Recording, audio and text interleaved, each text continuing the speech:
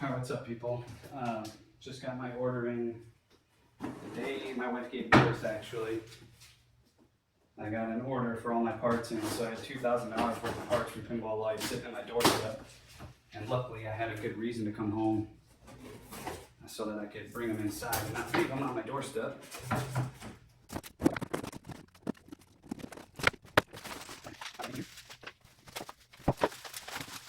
Standard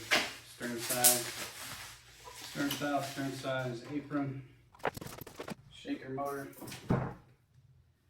Now on my games, if you go back to my original alpha prototype video, I have two really small motors by the input buttons, and those work pretty well for feedback.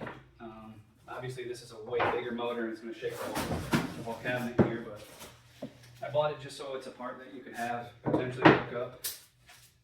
There's a lot of different options for motors and things to shake. I might sell my own. I don't think you need this big motor to get the job done. You could use different styles. Anyway, so I've got a shaker motor. So I don't have the tool, but let's see if I can come up. So I take a small little digital caliper and some rollers and whatnot. Right, and so we just go through and we measure all these little distances for all these holes, all the brackets. So I scan in all the measurements for all the bracket width, thickness and stuff, so we get an actual 3D representation of the whole thing. But most importantly, where these little holes are for screws and stuff, because as you rotate that object in 3D, it's changing, it's calculating where the position of all those pilot holes are to drill everything in. And you can see how it's wrapped up. This kind of got bent a little bit, but it's okay. Now again, I want to say this costs, I have to look, maybe it's like $40 or $50. But right now, my slingshots are much cheaper than that. A lot of people are saying, why would you reinvent the wheel? Well, if I can build that coil and mech the way I'm doing it for under $10, that saves you a lot of money.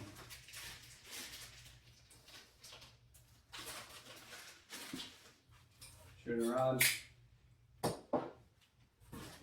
I'd like to start getting into injection molding a little bit, that'd be nice, or do some more SLA resin printing with some different materials. We'll see what we can do.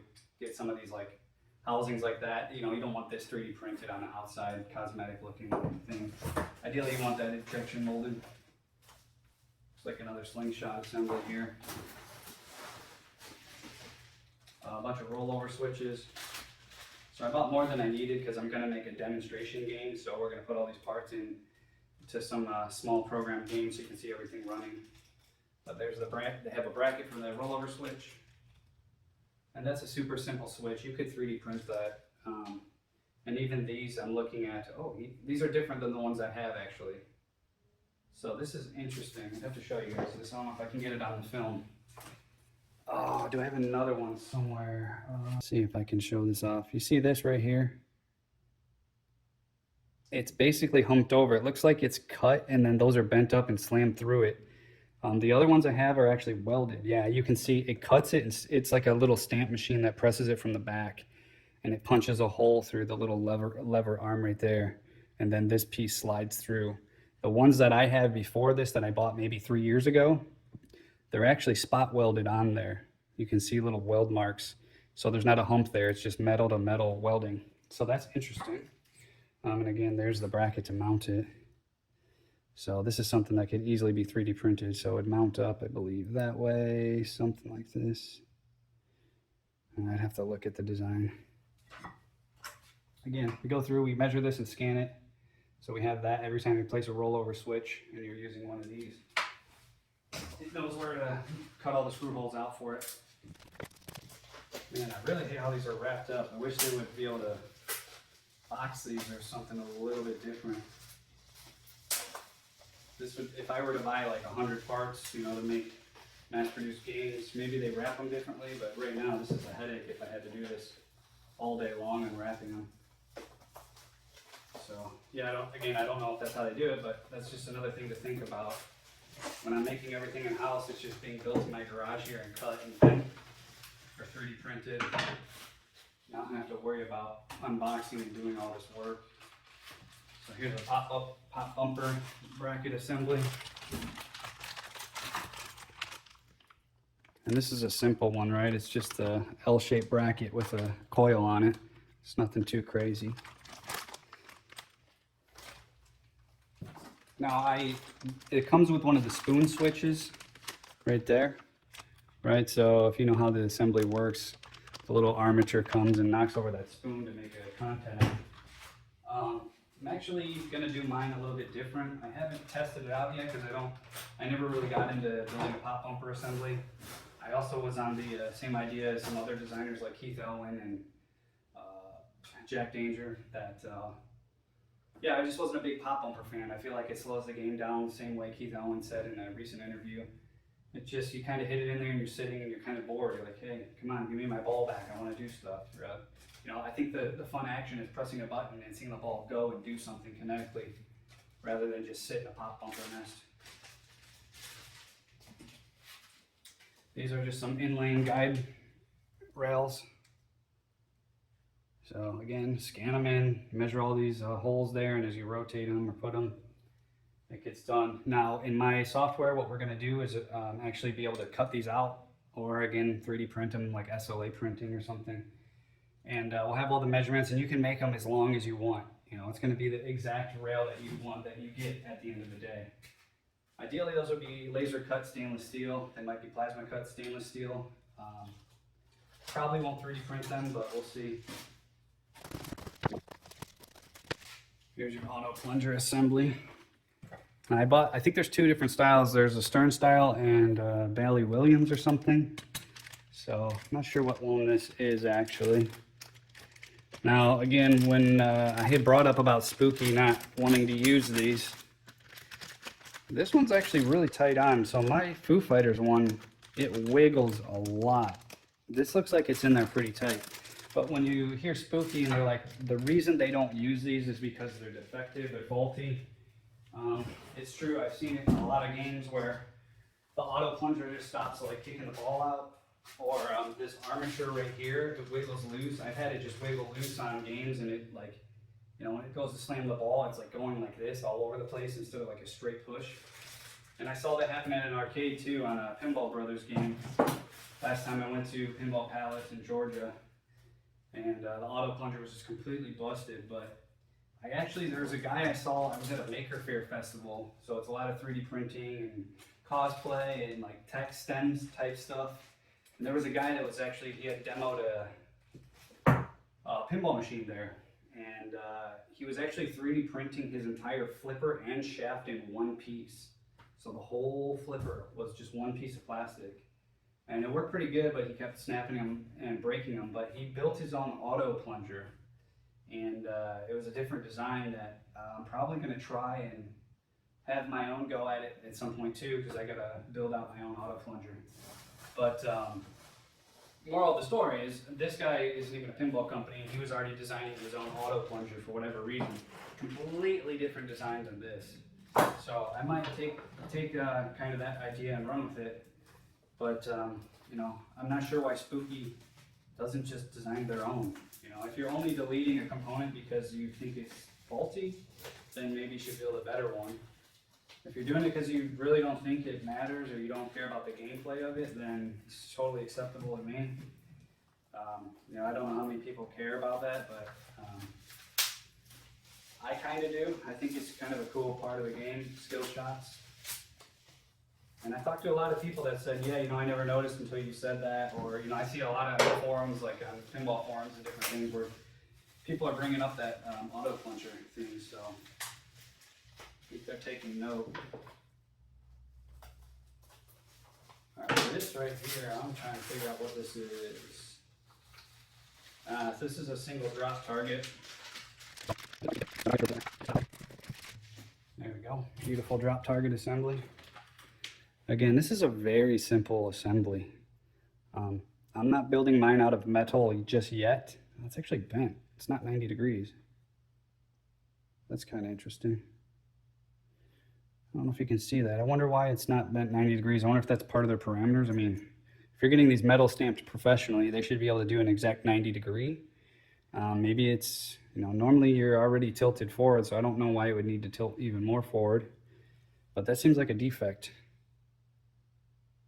I don't know if you can see it, but it looks like this part is like kind of more arched up about 3 degrees. So there you go. There's your drop target up, down. So I built my own drop target assemblies a while ago, and I miniaturized them for my mini pulp fiction game. That game has what, like 3, 4, 5, 6, 7 drop targets. One of those is a drop target bank, so it has 3 in 1. But when you have those designs, again, you can scale them up or down. There's the guy that runs Pinball Expo in Chicago, Rob Burke. And he's got that mothership homebrew game. It's like a humongous, it's like this wide and it's really long. I don't know if it's the biggest game ever, but you know, on my own components, I can do whatever I want. I could build a game that big, I could build it bigger than that, which I plan to do at some point maybe, build a really huge game just for fun at some expo.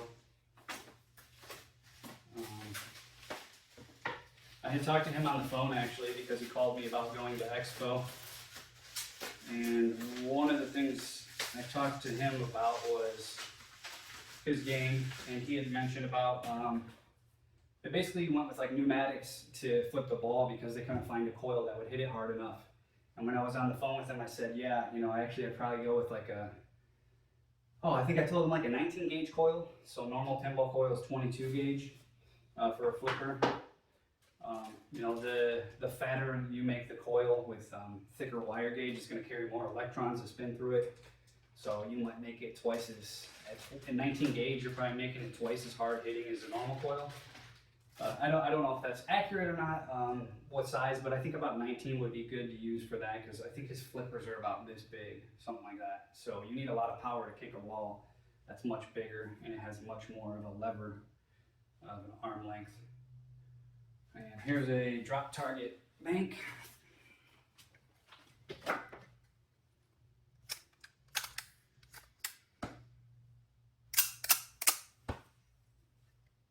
So there it is. There's another thing right there. Like I said, I'm not sure.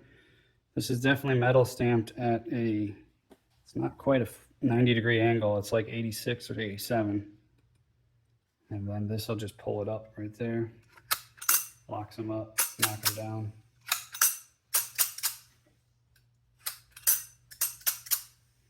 And this already has an opto board built into it. I can't remember. I thought I bought one maybe without it. I'm not sure. I'll see if you can hook into these though. Wants 12 volts. That's interesting. So my optos run on 3 volts. This says it wants 12. Column, row. Yeah, not quite sure what's going on here. I'll see if I can tap into this. Ideally, I would want this to be blank so I can put my optos. My opto boards only cost me, for an opto, it cost me not even 20 cents, I don't think, for the whole assembly. And after a few years when I was messing with my Pulp Fiction game here, some of the optos I realized, basically you have to boost the signal, and Stern does the same thing, everybody I think does. But rather than boost every independent opto, I realized, why am I doing this? I could just take every opto, and as I do a test to see if they're on, at the very end of the chain, you just boost the signal. So all of my optos and switches, they're not matrices. They're all tied into one data line, so they clock individually, and every single input comes on one line. So you can have infinite amounts of lines. Since they share the same input line, you might as well just boost it at the end. So that saves you some money for some transistors, and you don't have to have a bunch of opto boards.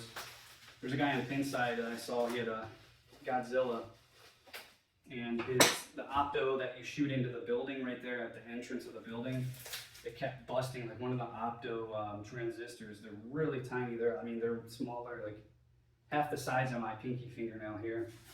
And it kept snapping off for this guy, and just having no luck, it kept breaking. So again, moving those transistors, just completely deleting them. I used to put mine under the board instead of on the opto itself. So my optos are just the LED, and then they chain back to a transistor underneath the hood. But yeah, just getting rid of that transistor altogether and putting it on the final board where the motherboard is. All right, here's another auto plunger. This looks like it's probably more stern style. I'm not sure. Just looks like it is. Kick the ball in there. Dude, it's so hot in this garage. I turn on the fan, but I feel like it's gonna pick up too much on the microphone. I think it's 90 degrees outside. It's probably 50% humidity. And that's what you gotta do to make a pinball company in Florida. If you don't wanna spend a ton of money, buy a warehouse. You've gotta be disciplined in money. Especially because the more money I burn, either I gotta raise my prices or sell more pinball machines, so I'm not committed fully just yet. Here is a magnet. That is thick. This is really heavy. I gotta check how this is set up. I'm not familiar with magnet assemblies that much. I build my own. This should just be a piece of steel right here so it can magnetize. Stainless doesn't magnetize. So that's the core that helps magnetize and make the coil more powerful. And then there's your magnet core right here. I'm gonna actually unwrap this and take a look. Let's see here real quick. Again, this is just our coil at the end of the day that goes around that magnet, or sorry, the core, and it creates a magnet. I'm just curious what gauge this is.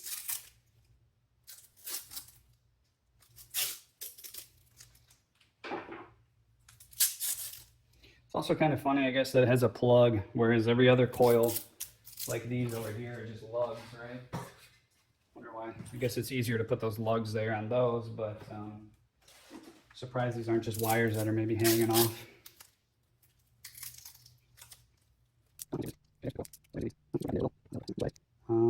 Just wanted to see the gauge of the coil in here, really. Right in there. To me, it looks like it's a 20. That could be 26. I don't think it's a 23 gauge, but it's pretty heavy. And I'm just wondering if there's more in there, what the size is. It's pretty heavy. I'm wondering if they have any magnetic or any steel in there or anything, but there you go. My wife got me this shirt right before our baby was born. So, Pinball Dad, like a regular dad, but cooler. It's probably some piece of junk Temu or something. You always see those people advertising on, they get on the pinball Facebook groups, and it's some like random person from another country trying to sell you stuff. Ball trough here.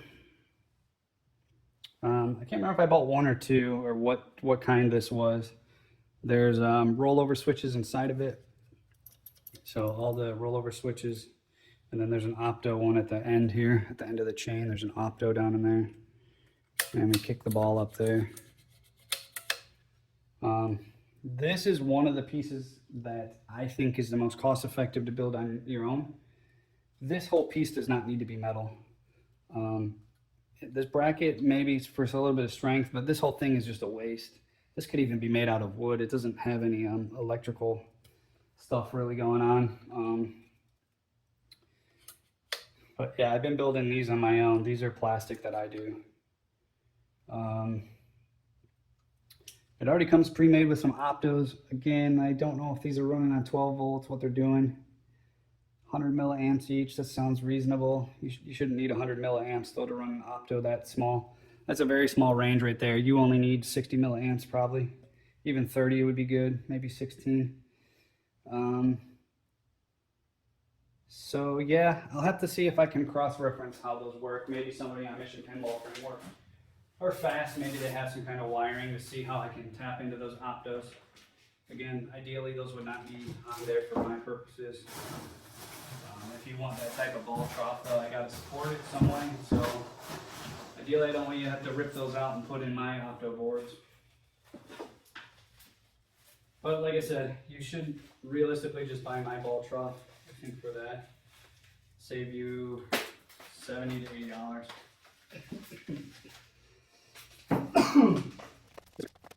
Yeah, back on mentioned in my last video, is like Pinball Brothers apparently, they've already shipped like 3 or 4 games, I believe.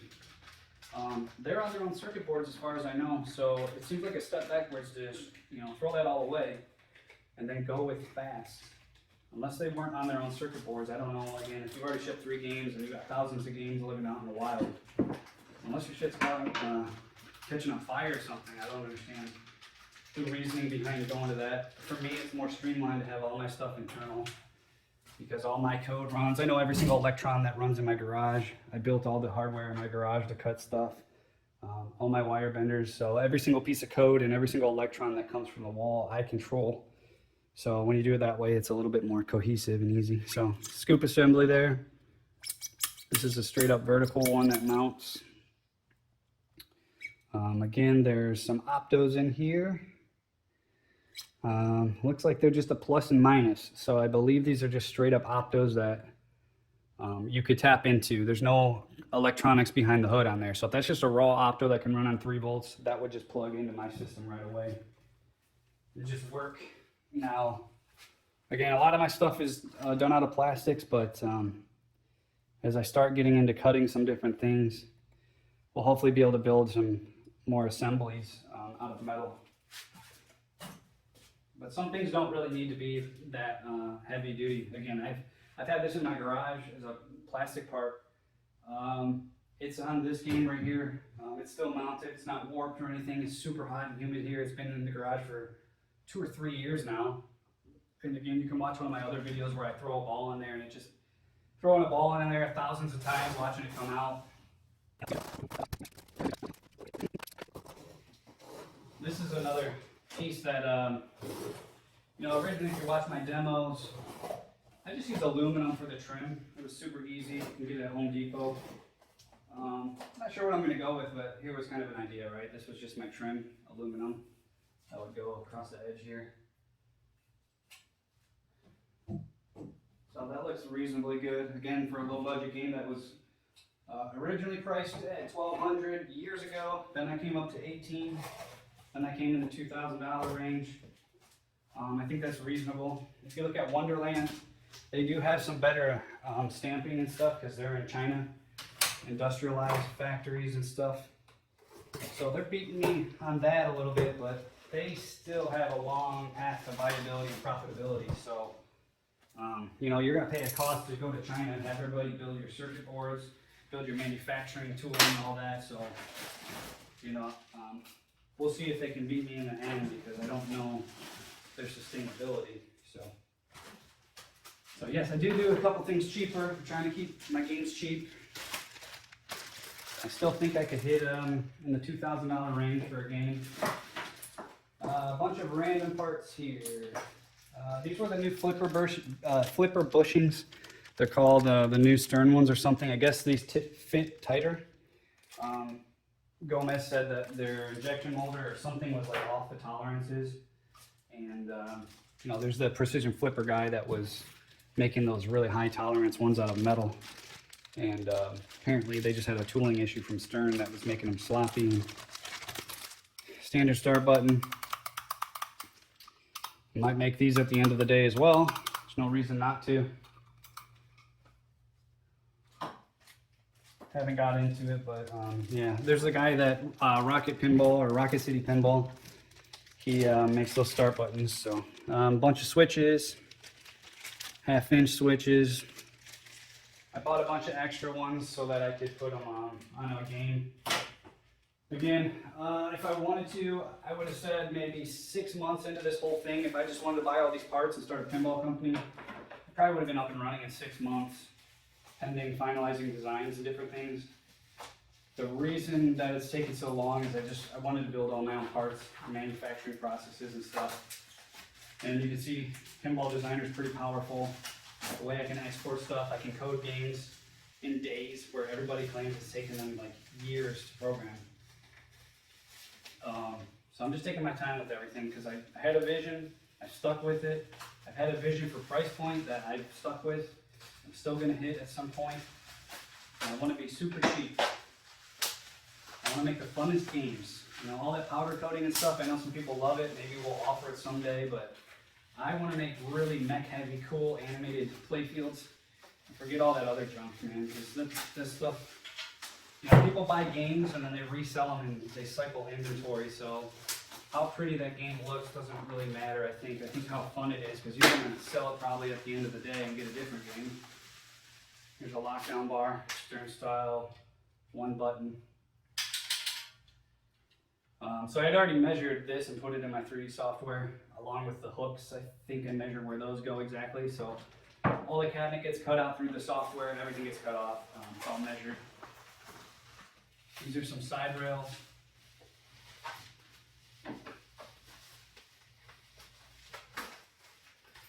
Now I couldn't find just a standard Stern side rail on Pinball Life's website. I have to go back maybe and take a look or ask them, because I didn't see just the standard cheap Stern Pro side rails.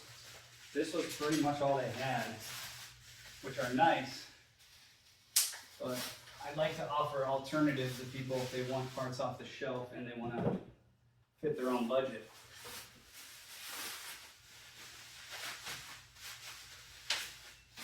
So these are your side rails that go along the game here. Your buttonhole right there. These are plastic trims. These are to hold the glass. So it's the trim at the very end of the machine and the trim on the side to hold the glass.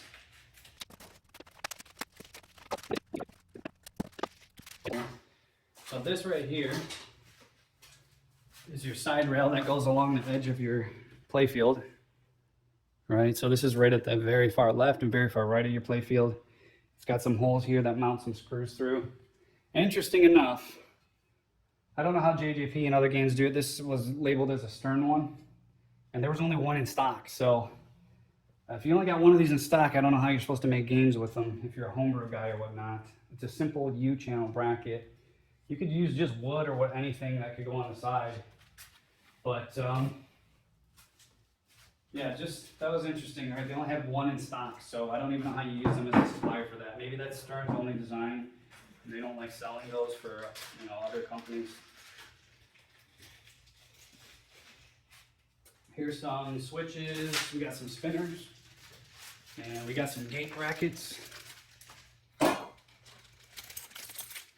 So there's a one-way gate. It's called an anti-sway bracket. On my Stern, I believe it has these on my Foo Fighters, but they still, these switches are all bent sideways, tilted, so I'm not sure how theirs work on Stern. Maybe they're just done wrong, I'm not sure.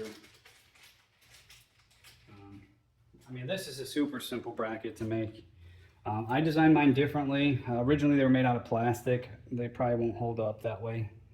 But to make this, to cut it out and bend it twice, I can feed that through my machine and just program it to do it. But anyway, here's just a regular spinner switch that you could get off the shelf. Again, it's got 2 mount holes, so you drag it in the software, rotate it, place it, and you can get the screw holes cut out for it and plug it on there.